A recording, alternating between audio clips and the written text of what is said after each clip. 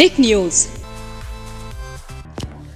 बीते कुछ दिनों से लगातार ही कभी देवेंद्र फडणवीस के साथ राज ठाकरे की हो रही मुलाकात, तो कभी एकनाथ शिंदे के बेटे श्रीकांत मिल रहे हैं राज ठाकरे से,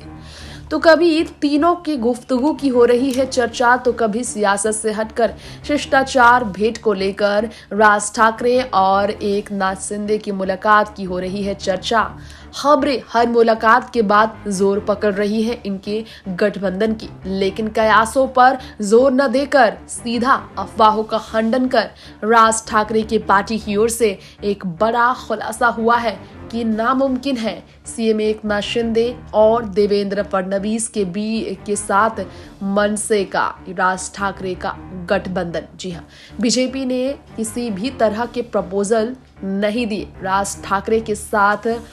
यानी कि मनसे के साथ महागठबंधन करने का। सीएम एकनाथ शिंदे के कैंप की बात की जाए तो उन्होंने एमएनएस के साथ गठबंधन को लेकर मन बनाया है और अभी भी उम्मीद जताई है, लेकिन दिवाली के बाद से जो ये चर्चा हो रही है, इन चर्चाओं पर विराम लगाने के लिए एमएनएस ने क्लियर कहा है कि कोई ऑफर नहीं मिला, किसी भी तरह की बातचीत नहीं हुई है, हम अकेले ही चुनावी मैदान पर उतर रहे हैं, एमएनएस ने ये कहा है। एमएनएस के नितिन सरदेसाई ने खुद से ही कहा, कुछ भी हो सकता है अहम समय पर, क्योंकि राजनीति एक खेल है मौके का। आज के समय में कुछ भी ऐसा नहीं जो पॉसिबल नहीं, लेकिन डिप्टी चीफ मिनिस्टर यानी कि देवेंद्र फडणवीस से लेकर मुख्यमंत्री एकनाथ शिंदे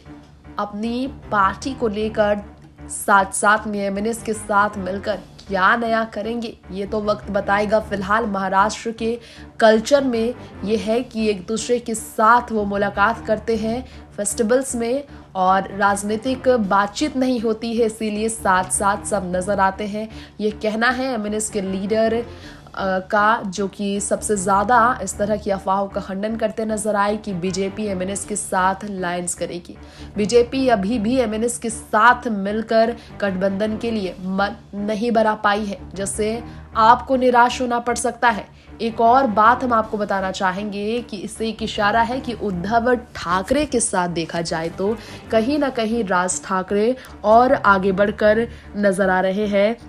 बीजेपी के खिलाफ मोर्चा खोलते। यही कारण है कि बीजेपी एमएनएस के साथ गठबंधन से सोच विचार करने पर अभी भी जारी रखी हुई है बातचीत को, क्योंकि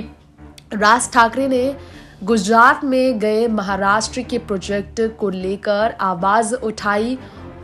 और इसके बाद फॉक्स और वेदांता ग्रुप के प्रोजेक्ट्स को लेकर पीएम मोदी पर भी तंज कसा गया था राज ठाकरे की तरफ से। उद्धव और शरद के बाद राज ने भी उद्धव शरद का हाथ पकड़ा है इस मामले में महाराष्ट्र सरकार को घेरने के लिए, केंद्र सरकार को घेरने के लिए, जिसके कारण मनसे और शिवसेना एक हो सकती है, ये भी लगभग उम्मीदें संभवतः जताई जा रही है। टिक न्यूज़ से तृप्ति की रिपोर्ट।